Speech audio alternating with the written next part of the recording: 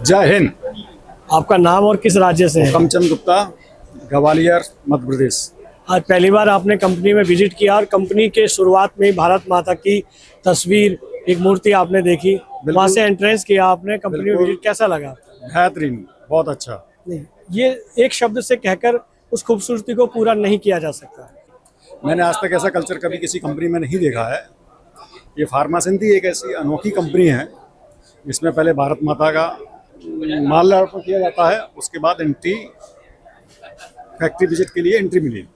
यहाँ की साफ सफाई और पैकिंग का आपने सिस्टम देखा, कैसा लगा? बिल्कुल अच्छा है, बिल्कुल सही तरीके से साफ सफाई और पैकिंग है इसमें। आज जो इस कंपनी के एमडी हैं, हाँ जी, हाँ जी। उनके व्यवहार के बारे में बताएं। उनका व्यवहार तो मैं 30 साल से देख रहा हूँ, बेहतरीन है, इसीलिए बहुत अच्छा व्यवहार है। इसलिए हमारा उनसे 30 साल से कोलैबोरेशन चल रहा है, टाई अप चल रहा है। बहुत धन्यवाद। जी, ओके।